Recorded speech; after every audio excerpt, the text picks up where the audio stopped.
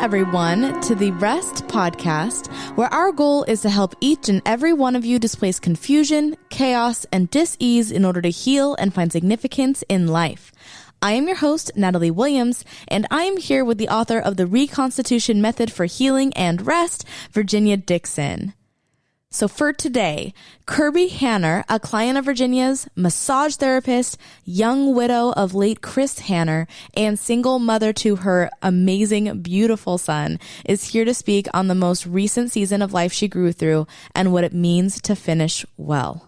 Kirby, I am so thankful that you are here. I had the privilege of working with you and Chris for 2 years, a little over 2 years. About that, yeah. Thank you so much for having me. So you've got a great big story about seasons of life, and the reason I wanted you to join us, or I asked you to join us, and I asked Natalie if it would be possible to add an extra episode in this narrative of seasons of life that we're having during the month of January, is because sometimes those seasons are cut short, and it feels like we're hit with everything at once, and then we're numb and feel nothing, and then we're drowning with everything at once, and we naturally pull from resources.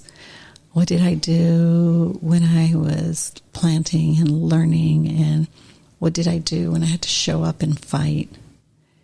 And what did I do when I trained? And we tried to draw from all these experiences we have in life, right? Other seasons of life. And we can't even breathe. So I want you to tell everybody your story and tell us a little bit about Chris. Oh, well, I guess Chris was, as you know, one of the smartest, most brilliant guys that I've really ever met. Very articulate, he was a constant grower, if that makes sense. He was a learner. Yeah, he's an avid learner. Yeah, he just had a hunger for knowledge. And I think, even as our story kind of began with you, coming to see you after his second diagnosis with cancer, it was such a good fit. Bringing rest into his life and being able to really, like we talked about, putting those variables together for him as to where the conflict in his body was coming from.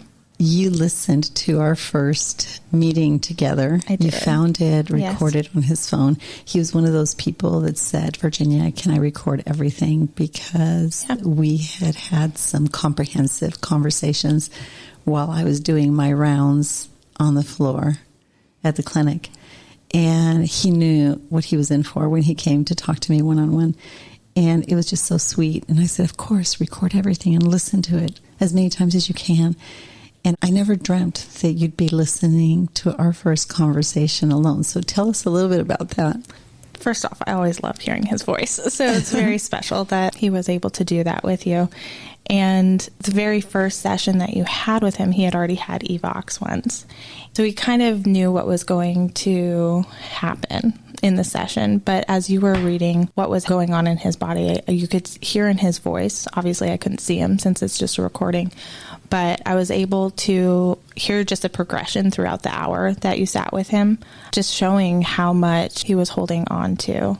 I'm melting away a little bit of some... Right. And he was very hesitant at first to talk.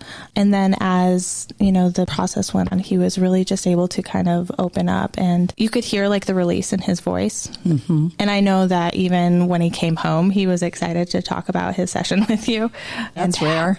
Yeah. No, I mean, we see it all the time, but doesn't happen often. Yeah. He was excited about what the future of it was going to hold. He wasn't necessarily thrilled about everything that it brought up, but he was excited about the healing that he knew that he was beginning that process. And for our listening audience, what Kirby is describing is I use a number of modalities and I have a number of resources to help people identify the disparity between the stories they tell themselves and what the body's holding on to. And so early on in my conversations with Chris, I saw a giant gap. I knew that was feeding the confusion, chaos, and dis-ease in his own anatomy and in his body. I always know my goal and my aim is to reconcile those two narratives. So what happened is we were talking about some specific things that are private, but his body wasn't going along with it. And I could see, by the way, by the look in his face, that he really answered things to the best of his ability. Mm-hmm. But it was really interesting because after that first protocol, and I ran the technology, the music, and the affirmation that I asked him to think about while he was listening to this. Just a biofeedback technology, right? But it was amazing to see tears after the very first protocol running down his face. And first words out of his mouth, I think, if I remember correctly, you have them. Yeah. But in short order, it was, wow, I had completely blocked that out. Was that it? I don't remember exactly how it went, but he mentioned how everything was coming up again. Yep. And it was good. Big words around here is the body keeps the score. Yeah. Dr. Bessel van der Kolk, I worked with him for a year studying trauma, and he speaks to this at length. And that was a perfect example. But it's fun. It's fun to be able to have a 10, 15-minute conversation, right? And boom. So when he went home, he felt a lot of hope. Yeah, he absolutely he did. Yeah. I could see him starting to want to grow in a way, like, because he's, like we always said, he was a constant learner, but in a way that was more pinpointed to what would be beneficial to actually help him move through some of the battles that he had been fighting. And who knows those better than your wife? Mm-hmm. And I think what's beautiful is here Chris is very, very, very ill, and he had colon cancer, and he literally skipped out of my office and couldn't wait to run home and tell his wife. And that's not unusual for us here, Natalie, but that's very unusual in the world. And I was so happy. I couldn't wait to see him next. But one of the things he said is, my wife's going to love this. I can't wait to go home and tell her. And Chris was not always a man of many words. Not ever. Not ever. So when he went home and told you... Oh, I mean, I was excited to try for myself. And I think something Chris and I, ever since we started dating, something that we always wanted to do is grow ourselves to be the best parents, the best spouses that we could be for each other. And so every single day we were very intentional about preparing ourselves for what's to come. And so I was excited just to try it to see. I was like, well, what's going on in my body? Like, I want to know if there's anything. You know, cancer takes 10 years to show up on scans. So what's going on previously is already in your body. And so I was just excited to find out, you know, what healing is there that I can become aware of, that I can do in my own life. Because as I heal, then I can also, you know, be a better supportive spouse and help him through his journey as well.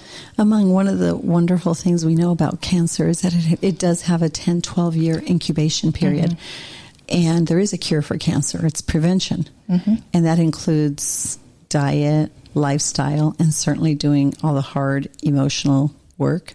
Absolutely. Understanding that the body keeps the score. And finding ways to always detox emotionally, spiritually, and physically, right? Be truth seekers in all these things and pursue healing and wellness. First of all, within ourselves, right? And then with each other. Right. And then in our spheres of influence. So we're big on all that. You and he then began to see me together as well. Yes. And the whole trajectory of your marriage began to change. Yeah. We had a crash course in seasons, training, fighting, planting, right? We had a crash course in all of it. It was transformational. And everything ended sooner than we had expected and we had hoped for. But it ended when it was complete. And I saw that in Chris. I had the privilege of being there, right? Tell us a little bit about that season first.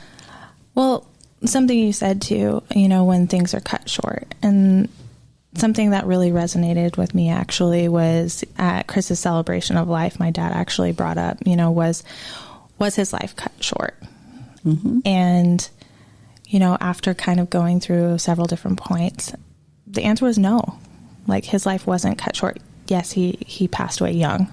By our standards. By our standards, absolutely. He did pass young, but he didn't pass before his journey was complete. And, part of the beauty of getting to spend very intimate amount of time with Chris in the end, I was able to see how he even began to realize that, and how he was at such great peace with knowing that he was finishing well, and knowing that his legacy would live on because of the healing that he was able to go through. I have a note that he left for Graham, and I just know that Graham's going to be better, for who Chris became. That's so good, who Chris became, because he completely transformed. In the 2 years I worked with him, I watched him become a different human being. I did. It was a beautiful thing to see. And it was complete. We wanted more. But his time here was complete. Yep.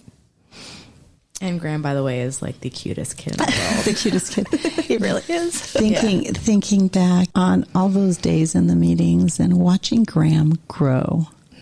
Because when I began to see you guys, he was just a baby. Yeah. He learned to walk at the center. Yeah, he learned to walk. That's right. And I had the privilege of being there the day before Chris passed. Yeah. And I knew I just had to go see him that day. And I'm so thankful that you invited me to, and I was able to go. But I'll never forget Graham still crawling all over his daddy, and his daddy touching his little head and smiling, and the peace, because he fought with everything he had to the very end. He wanted to live. He had this little beautiful baby and this beautiful wife and an amazing career, and I'll never, ever, ever forget the peace that I saw in his eyes. The inner man's life truly expands when he finds peace with God. And I'll never, ever forget him looking at me. And I felt like I'd lived a lifetime with him because of the work that we did and how you joined right away. And of course, Graham was a part of the whole thing as well. But I just felt like I was losing a brother. Yeah. And he said, "Thank you so much for everything you did." And I'll never forget him lifting his hand to shake my hand, and the memory of that will be with me forever. So seasons cease, I guess, prematurely, I think, sometimes. But when that time comes, they were complete, even if not from our perspective. Before we started the podcast, I was talking about the tapestry of our life, how the back is really messy. But when we flip it over, right, all these analogies that have been written over the years about tapestries. When I see a piece of tapestry, I always think of Chris and you in our conversation. Because even having a baby during that's not the most ideal time. No. But he brought so much joy. Didn't he? Yeah. And Chris, ever since we were dating, like, he wanted to be a dad. And so he got to live that out. At the beginning stages, though, it's like the messy part of the tapestry. It looks scary and like, we made a mess of this, or I made a mess of this. But when it's time to put it all together and either frame it or put it on a pillow or just on display for whatever purpose that piece is created for, it all makes sense. I think as time is passing and seasons perhaps ended sooner than you'd expected, what are you left with? Hope. I mean, I think that's something that I'll, having my faith, hope is always something that I get to cling to. And this is just part of my journey of becoming who I need to be, whether it's being a better mom to Graham, whether it's impacting the world. I have really large dreams, and I just know that, in my faith that I am being prepared. This is just my becoming journey of who I need to be. It's part of your training. That's right. Exactly. That's what we were talking about. I was like, I feel like an athlete, even though I'm definitely not an athlete. Well, we are emotionally and spiritually and physically. Yes, we are. Right? Yeah. Something you just said reminded me that during the last stages of Chris's treatment, you brought Graham in to see me. Yes. And you were observing that he was living in a very real way. Yes. Obviously, the confusion, the chaos, the dis-ease of the pilgrimage of his whole life, by the way. This was the pilgrimage of his little life. And I had encouraged, I said, why don't we evox him and let's see what his little body's holding on to. And both of our jaws pretty much dropped, seeing the parallels between Dad's first scan and Graham's. And Dad was a number one, and Graham's a number one. And we often talk about those generational conflicts passing down according to birth order, right? Every 1, 2, 3, and then 1, 4, and 7. And I felt so much hope because Chris got to go home early, was going to be going home early. And all I could think about was, I can only imagine what that's going to be like for him. But we're left here and we have Graham, and you're this beautiful young mom and you've got this baby. But all I thought about is, okay, what's next? Right? Knowing that you'd be in my life forever until one of us gets to go home too. But I found so much hope in that scan because we knew exactly what we were going to have to do. And a few weeks ago, you came to see me and you asked me this time, can we scan Graham? And the scan was consistent with the behavior we were observing, and the root cause of it was still so consistent with conversations I had with Chris. And there is hope in the times in which we live because resources and information is so readily available to us. But do you want to talk a little bit about that? Because you're the mom of a toddler listening to all this. And thank God you had context and didn't think I was crazy. But well, yeah, and to everyone listening right now, I'm over here too, being like, well, what did the scan say? Like, yeah, it was actually parallels. Incredible. Yeah. I think the parallels specifically is what gave me so much hope, because I know exactly what we have to do and I know how to help Kirby. But it's shocking. It is, especially when you're dealing with a toddler that can't speak. Can't communicate. So you can see certain frustrations or certain patterns that are going on. And Graham and Chris were incredibly close. Like, there's not a day that little boy didn't nap in his daddy's arms. Like, that was his safe space. Gets me right a little emotional. But yes, the very first scan was really interesting because he was also learning to walk. And the first affirmation shown was, the mistakes I make help me learn and grow. That's amazing. Isn't that incredible? Like, yeah. It was like off the charts. And then kind of off the charts. Yeah. It was crazy. So I just kept speaking that to him, and the parallels that you could see between, different things that Chris had gone through, and then different frustrations that I could see coming into fruition in Graham. By the way, they look identical too. They are. They're like the same person. Wow. But it's not just their looks. It's the anatomy of his constitution. His emotional constitution parallels that of Dad. Wow. And as you know, Natalie, because you're familiar with the technology too, but I do one general scan to see, hey, what's the body holding on to? What's going on with this person? And then I run a series of, what's the appropriate affirmation? What's something positive that we can focus on during this segment, right? Yeah. So that this child or this person can experience releases from this, and then they can get their bearings a little bit. Right. And the affirmation was exactly what you said. I can't believe you remember it. And I spoke it every day, many times a day to him.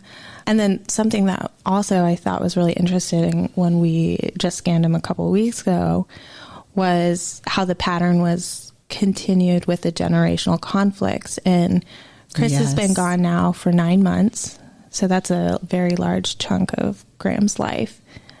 And yet he still holds on to things that were passed down. Back to having hope, it's exciting for me because we do know what we're dealing with. We know how that we can address things, and we know how to pray over him. Mm-hmm. Sometimes we address the behavior as parents, or we feel compelled, right, out of frustration, anger, whatever, to address the behavior, but we miss the heart. The heart. One of the thoughts that came to me as Natalie was preparing the equipment for this podcast was that when you have the variables in the right places, much like algebra, you can solve almost any equation. And I think perhaps this is a good place to close, because we do have the resources and we have the technology and we have this well thought out R.E.S.T matrix that helps us understand various equations that we must solve. And like algebra, when we put those variables in, there's a number of different problems we can solve for the outcome that we need to understand.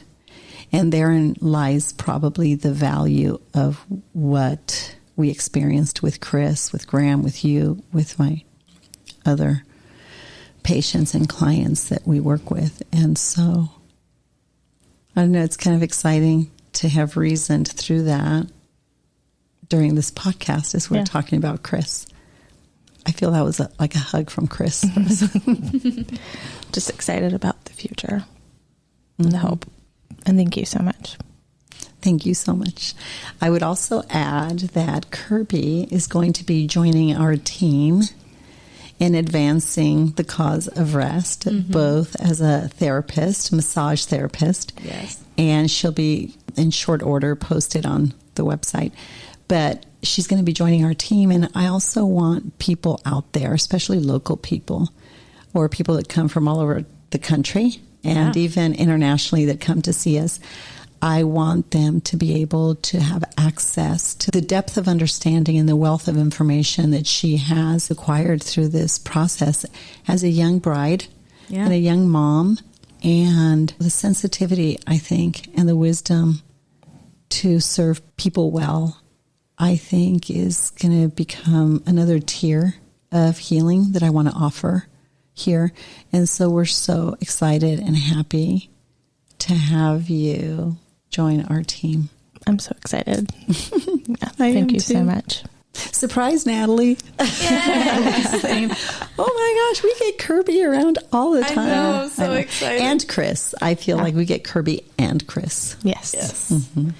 I do want to say, if you have children and you see that they're conflicted, that there's been a lot going on in your life, in your family life, let us have a shot at it before you medicate them or put extreme measures. Thank you, Natalie. Perfect words. Before you take extreme measures, let us have a shot at engaging them. And helping connect and identify what their body's carrying, the stories they're telling themselves.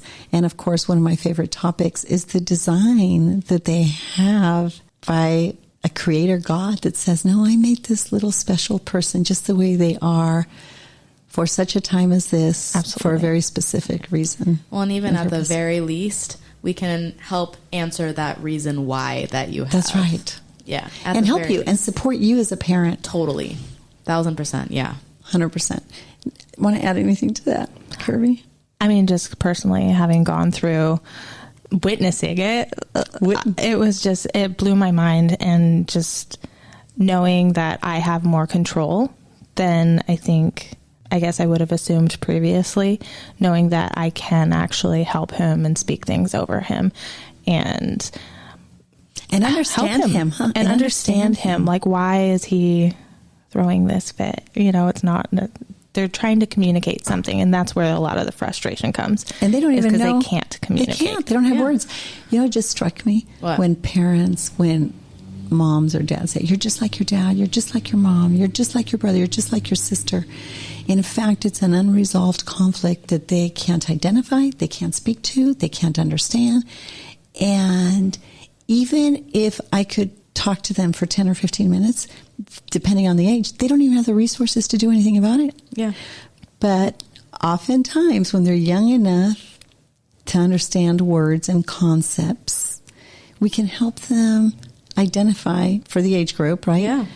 What they're telling themselves and what their body's holding on to. Yeah. When those two narratives, even in young children, are explained to them, it's amazing. Their eyes get really big and the mouth just closes really tight.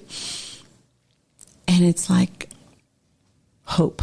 Yeah. That's it. It's hope. Honestly, see hope. The way that it's like, and I was a nanny for many years, so it's so interesting because I've noticed that when kids get very frustrated and they don't have that ability to communicate those things, it reminds me of being a foreigner in a foreign land where you have not even heard this language before, and all you're doing is asking for the bathroom. Yeah. And you can't find it, and you are frantic, and you're trying to communicate, and no one's understanding you, and that gets frustrating. That to me reminds me of a toddler and how they process, because they understand what they're feeling. They understand like their own thoughts, but we don't, and they don't have the ability to communicate that. And that's so, that can be so frustrating. So having this technology where we're able to actually like see what's going on with them, and then we then can communicate it to them, and then they're like, yes, that's exactly what it is. That's right. It's just, the amazing epiphany for them to watch it is and amazing. It often helps mom and dad look at themselves. Yes. And